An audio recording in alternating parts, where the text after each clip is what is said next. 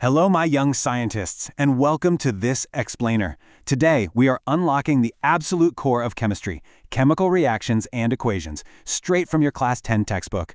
We're going to break down everything together, from spotting a reaction to mastering the art of balancing those tricky equations, and finally, crushing those textbook exercises. So, grab your notebooks, get comfortable, and let's dive right in.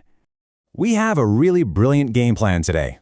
We'll start with spotting a chemical reaction, move into the art of balancing, explore the different types of chemical reactions, look at oxidation in our daily lives, and end by mastering the exercises. All right, let's jump straight into part 1, spotting a chemical reaction and the visual cues we need to look out for. So think about this for a second. When you see a magnesium ribbon burn with that dazzling, blinding white flame, or when you mix zinc with acid, how do we actually know it's a chemical change? I mean, how do we know it's not just a physical change, like ice melting into water? How can we be absolutely sure a brand new substance was born? Well, your textbook gives us 4 absolute dead giveaways. We need to look for a change in state, a sudden change in color, the evolution of a gas, like vigorous bubbling, or a change in temperature. If you spot any of these happening, congratulations, you are witnessing chemistry right there in action. Let's imagine this setup in your school lab. You drop a few zinc granules into a conical flask and carefully add some dilute acid. Almost immediately, you'll see tiny bubbles of hydrogen gas evolving. But you know what's even cooler? If you touch the bottom of that flask with your palm, you will actually feel that it has become hot. That sudden, surprising spike in heat is a direct physical cue that a chemical reaction is taking place right there in your hands. Moving right along to part 2, the art of balancing. I like to call this the grammar of chemistry. Now, if we just hastily jot down the reactants on the left side and the products on the right side, we get what's called a skeletal equation. But there is a massive problem with that. The mass on both sides often isn't equal. And remember the law of conservation of mass you learned in class 9? Mass can neither be created nor destroyed in a chemical reaction. The universe demands balance, guys. So we absolutely have to balance the scales. So how do we fix this? We use something called the hit and trial method. And don't worry, it sounds fancy, but it's actually a very logical, step-by-step recipe. First, you literally draw boxes around each chemical formula, because we never ever change the actual formula inside those boxes. Then you list out the number of atoms on the left-hand side and the right-hand side. We find the compound with the maximum number of atoms, and we simply equalize them by adding small whole numbers, we call them coefficients, right in front of those boxes. Let's take a real example, iron reacting with water. By setting up a simple table, we list our elements, iron, hydrogen, and oxygen. Now look closely at oxygen. It is our heaviest hitter here. It has just 1 atom on the left side, but a whopping 4 on the right. Since it has the maximum number of atoms, that is going to be our starting point. We multiply the water molecule on the left by 4, and then we just adjust the iron and hydrogen to match. And boom, just like that, we arrive here. A 3 for iron, a 4 for water, and a 4 for hydrogen. Notice we also include these little letters for the physical states, S for solid iron and G for gas, which means we're actually using steam here, not liquid water.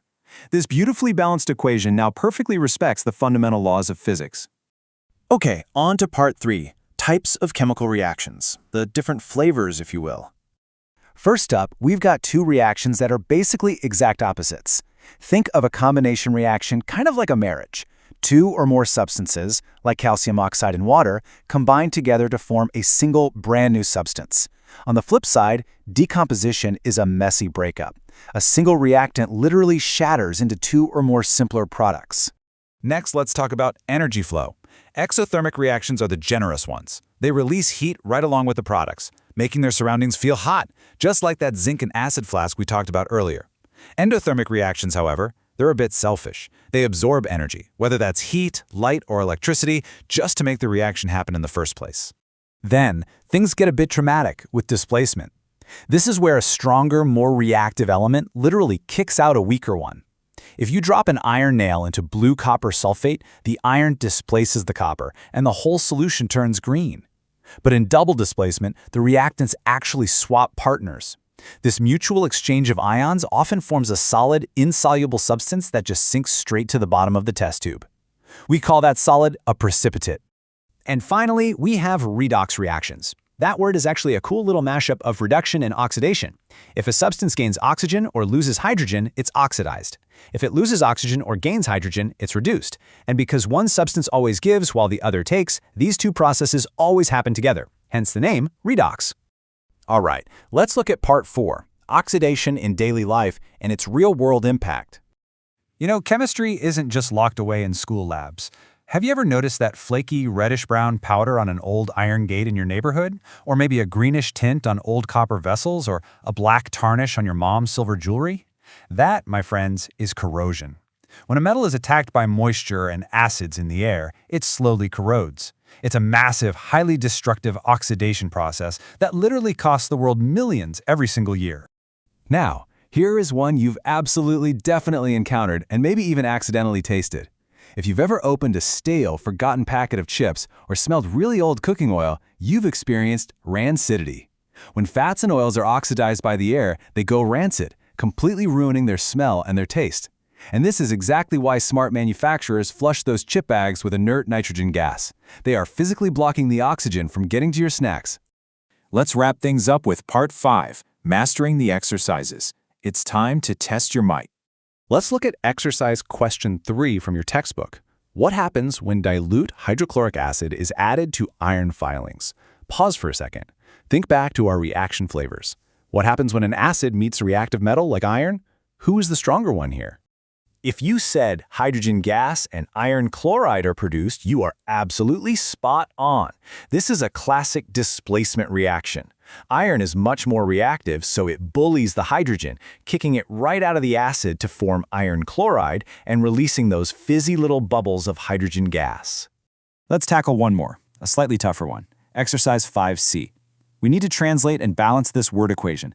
Barium chloride plus aluminum sulfate gives aluminum chloride plus barium sulfate precipitate. This is a classic textbook double displacement reaction, so let's carefully apply our grammar rules.